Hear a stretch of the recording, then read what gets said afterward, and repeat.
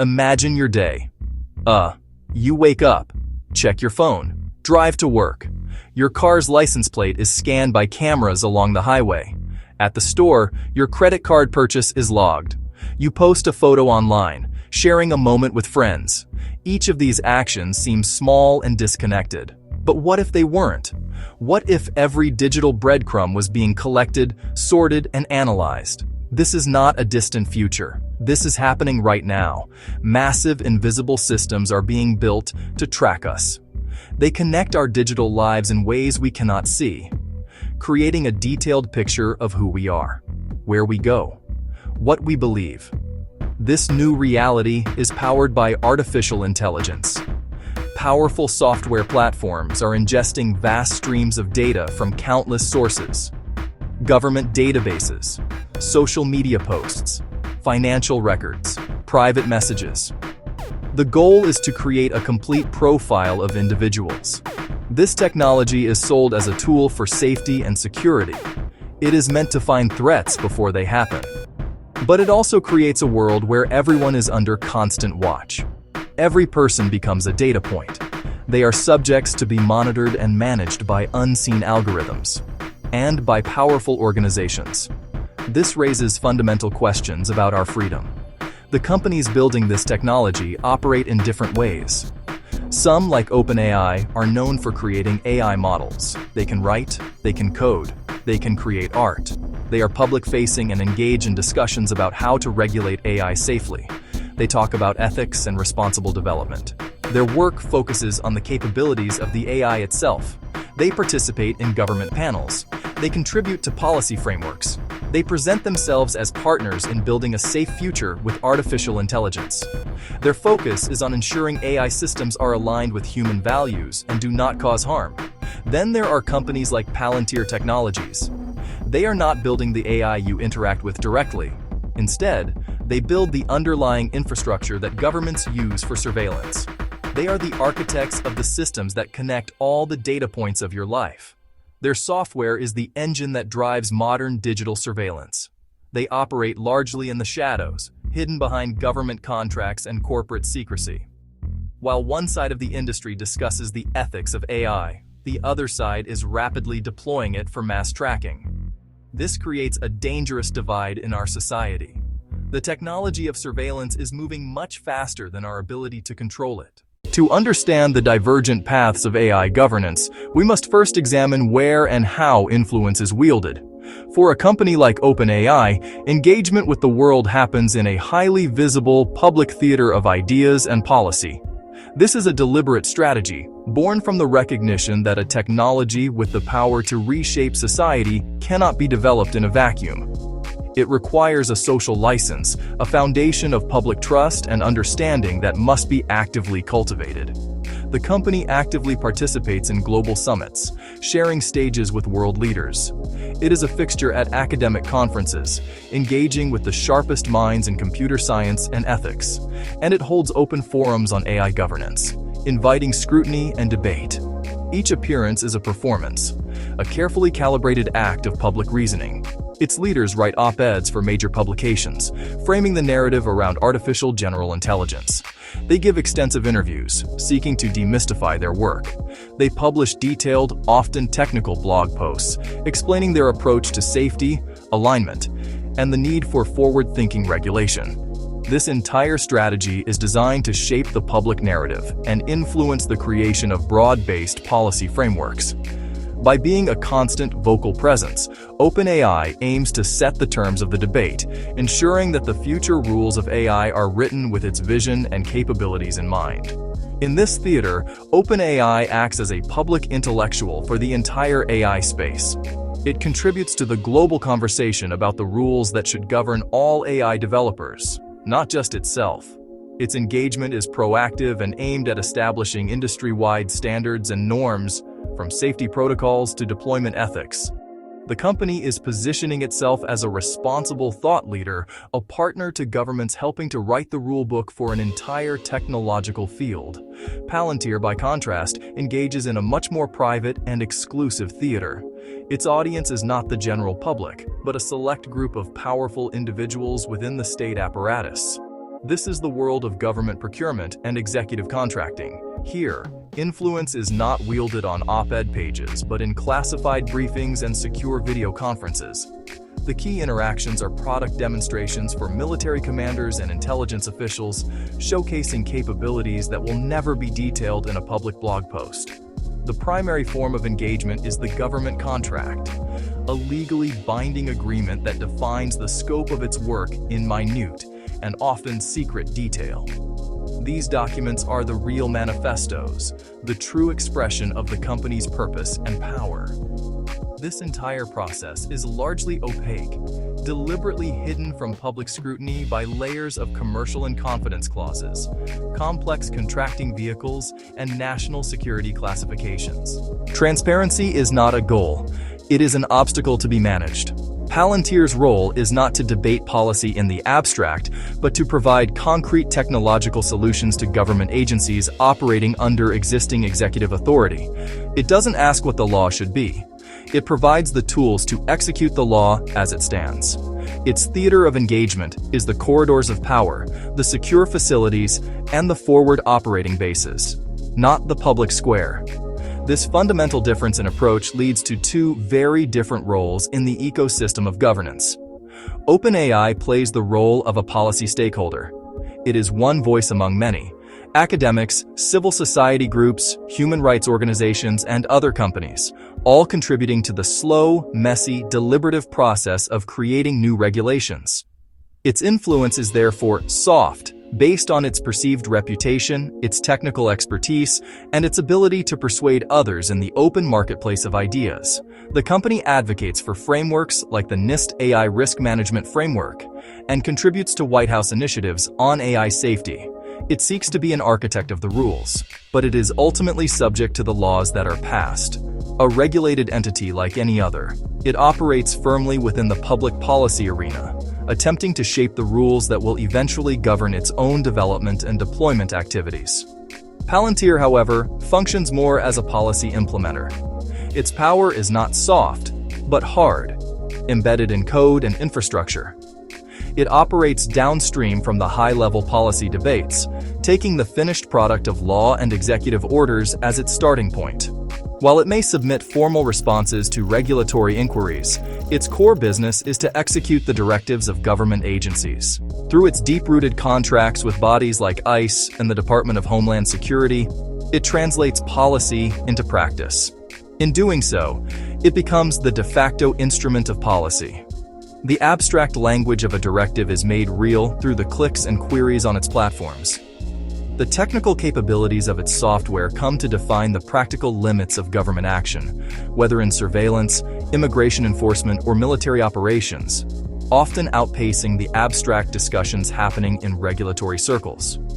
Palantir's fundamental role is not to help write the law, but to build the digital infrastructure that puts executive policy into powerful, immediate action. This makes it a direct agent in the application of state power, a force multiplier for the executive branch, operating in ways that are frequently shielded from legislative oversight or meaningful public review. At the heart of Palantir's technological empire lie two formidable and aptly named platforms, Gotham and Foundry. These are not merely software products. They are the twin pillars supporting a new architecture of information, each designed for a distinct theater of operations, yet sharing a common, powerful DNA. Gotham, the company's original offering, was born from the crucible of post-9/11 intelligence needs. In the wake of the attacks, a consensus emerged within the U.S. intelligence community. The critical data needed to potentially prevent the tragedy existed, but it was siloed, fragmented, and inaccessible. Agencies couldn't connect the dots because the dots were stored in different, incompatible systems. Gotham was engineered to solve this exact problem.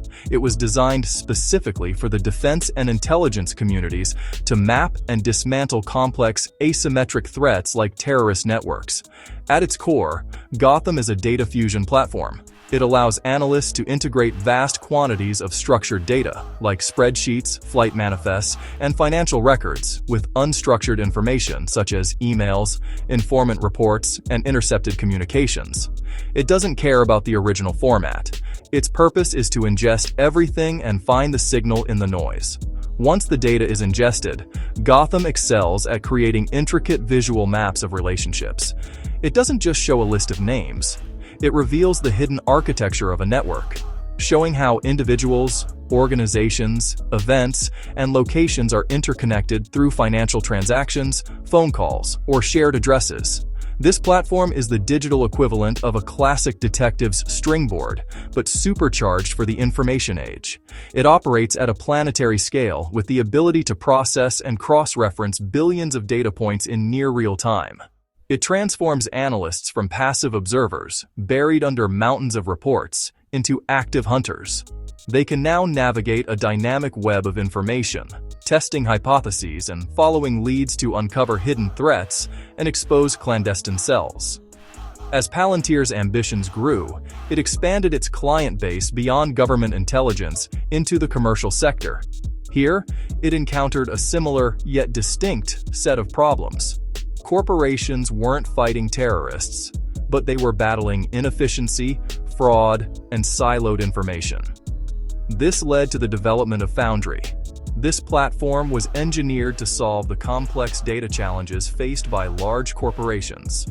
Its applications range from optimizing a global supply chain by predicting bottlenecks, to detecting sophisticated financial fraud by analyzing millions of transactions for anomalous patterns. If Gotham is a scalpel for targeted intelligence operations, Foundry is Palantir's answer to the big data problem at an enterprise scale. It acts as a central operating system for an entire organization's data, breaking down the walls between departments. It goes a step further than Gotham by creating what Palantir calls an ontology. This is essentially a unified data model, a common language that maps out the entire organization, its people, processes, and assets. This allows different departments, from sales to manufacturing, to work from a single, consistent source of truth, ensuring everyone is looking at the same reality. While its commercial applications are vast, Foundry's power is equally, if not more, potent when applied back to government.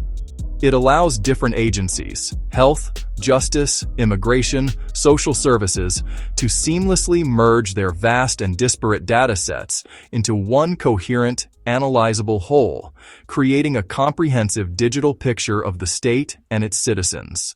The true revolutionary power of these platforms is not just their ability to hold and analyze data, but their capacity to empower real-time operational decision-making. This is the critical distinction that sets Palantir apart. They are not merely backward-looking analytical tools for creating static reports that sit on a desk. They are active, dynamic systems designed to be used in the field, at the moment a decision needs to be made. They bridge the gap between the analyst in the command center and the operator on the ground. An agent in a car or a soldier on the battlefield can access the platform through a mobile interface, querying the entire repository of integrated knowledge in seconds. They can ask complex questions and receive immediate, actionable intelligence tailored to their mission. Consider a hypothetical workflow. A police officer on patrol spots a suspicious vehicle. By entering the license plate number, they could potentially pull up not just the registered owner, but the owner's entire known network of associates, their recent travel patterns, financial red flags, and previous police interactions, all synthesized and displayed in a matter of seconds. This capability transforms surveillance from a reactive, investigative process, piecing together clues after an event, into a proactive and even predictive one. The system can be used to forecast potential crime hotspots or identify individuals who fit a profile of future risk. This operational focus is what makes Palantir's infrastructure so potent and, to its critics, so concerning. Foundry and Gotham are not just databases, they are ecosystems for surveillance, designed to make data actionable at every level of an organization. The risk lies not only in the data they hold, but in how that data is interpreted and acted upon, often with immense speed and little time for reflection. By providing a user-friendly, almost video game-like interface to navigate this ocean of data, Palantir has democratized the power of mass data analysis. It has taken a capability once reserved for a handful of elite, highly trained intelligence specialists and packaged it for widespread use within the walls of government and corporate entities. It has made the complex task of connecting the dots accessible to a wide range of users. This effectively puts the tools of a national intelligence agency into the hands of a much broader audience, including corporate managers, local law enforcement, and immigration officials, many of whom may lack the specialized training in intelligence analysis and civil liberties that such power demands. This widespread deployment of operational omniscience creates a profound asymmetry, fundamentally altering the balance of power between the citizen and the state, and between the employee and the employer. Section 4. The Regulation Surveillance Paradox. We stand at a critical juncture in the story of artificial intelligence. The technology is advancing at a breathtaking pace, far outstripping the speed of our democratic institutions. This has created a deep and paradoxical schism in how we approach its governance, a fundamental split between our stated intentions and our operational realities. On one side of this divide, we have the visible, public-facing conversation about AI regulation. This is the theater of public debate, where we grapple with the grand challenges of tomorrow. This debate, largely shaped by the very technology developers creating these systems, like OpenAI, is centered on the future risks of advanced models. It explores the technical challenges of building safe, unbiased, and aligned systems, often focusing on speculative, long-term threats like superintelligence. It is a necessary and important discussion, one that rightly focuses on the responsibilities of the creator. It asks profound questions. How can we ensure the AI of tomorrow is aligned with human values? How do we prevent unintended, catastrophic outcomes from powerful future systems? This conversation happens in the open, broadcast from the stages of global conferences, published in academic papers, and debated in legislative hearings. It is transparent, intellectual, and aspirational. This is the respectable, forward-looking face of AI governance. It projects an image of control and promises a future of responsible innovation, guided by caution and ethical foresight. But it is only half the story. On the other side of the chasm lies the hidden, operational reality of government surveillance. This is a world built not by AI theorists, but by infrastructure providers like Palantir Technologies, who specialize in data integration for national security and law enforcement. Here, AI is not a future hypothetical about existential risk. It is a present-day tool of control, deployed for immediate tactical and strategic objectives. This is where AI models and data analysis platforms are deployed to track immigrants, monitor social media for signs of dissent, and link together the disparate data trails of our lives into a coherent, searchable whole. It's the practical application of AI as an instrument of state power. This reality is not built through public debate or academic peer review. It is constructed through secretive government contracts, opaque procurement processes, and the broad discretionary power of executive authority. Its operations are shielded from public view by layers of classification. In this domain, the state's desire for total information awareness, the ability to see everything, connect everything, and know everything, is prioritized over the individual's fundamental right to privacy and due process. The paradox is this: while we meticulously debate the ethical rules for building the AI engine, the surveillance vehicle carrying that engine is already on the road. It is accelerating faster than our policies can keep pace, operating in a regulatory vacuum. The frameworks designed to ensure developer responsibility, such as the NIST AI Risk Management Framework, are well-intentioned, but ultimately insufficient. They provide guidelines for building trustworthy systems, but possess no legal teeth to constrain the end user, especially when that user is the state itself, armed with the authority of national security. OpenAI can commit to building safe and beneficial AI, but that very technology can be procured by a government agency and plugged directly into Palantir's invasive infrastructure. In that moment, its original purpose is subverted, and its carefully designed safeguards can be rendered moot or repurposed for surveillance. The two worlds of AI development and AI deployment, which seem so separate, are in fact dangerously intertwined. They form a supply chain where responsible, commercially developed AI becomes the fuel for unaccountable state surveillance, with few checks and balances in between. This disconnect between the principles we espouse in public and the practices we permit in secret is the single greatest failure of AI regulation to date. It is a failure to govern not just the creation of the tool, but its use. The intense focus on developer ethics and long-term risks, while important, has inadvertently created a critical blind spot. It has diverted our collective attention, allowing a massive surveillance apparatus to be constructed and expanded with minimal oversight and almost no public debate. The rapid expansion of Palantir's capabilities and government contracts under the Trump administration was not an anomaly. It was the logical outcome of a system that meticulously regulates the developer, but almost completely fails to regulate the deployment, particularly when the deployer is the state. The ultimate paradox is that our very efforts to make AI safe may be distracting us from the more urgent and immediate task of making its use just, lawful, and accountable to the public it is meant to serve.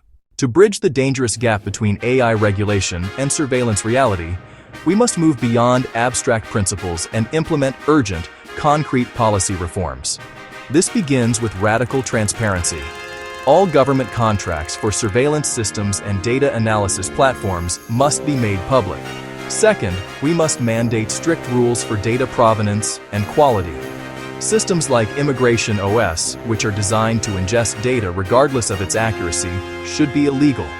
Third, independent third-party audits must become a non-negotiable requirement for any surveillance system used by the government.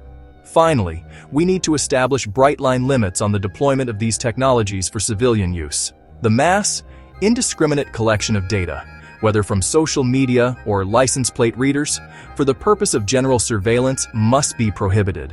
The challenge before us extends beyond policy tweaks and technical fixes.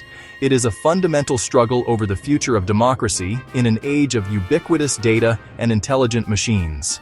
The unchecked expansion of surveillance infrastructure, operating in the shadows of executive power, represents a quiet coup against the principles of an open society. We must demand that our elected representatives stop deferring to executive agencies, stop deferring to tech companies, and start performing their constitutional duty of oversight, supporting the work of journalists, supporting the work of academics, and supporting the work of advocacy groups who are working to expose these secret systems and bring them into the light. We must reject the narrative that privacy is an obstacle to safety, and instead recognize that privacy is the very foundation of freedom. The path forward requires a reassertion of democratic values over technological determinism.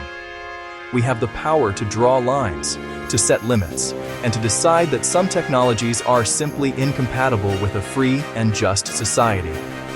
The current trajectory is not inevitable. It is the result of choices. It is time to make different choices. The task is to align the governance of technology with our deepest democratic commitments, ensuring that the future is shaped not by secret contracts, not by black box algorithms, but by the public will. If you enjoyed this video and found it informative, there are two things you can do that really help the channel grow. Hit the like button right now and subscribe to the channel for more content just like this. Thanks for your support, and we'll see you in the next video.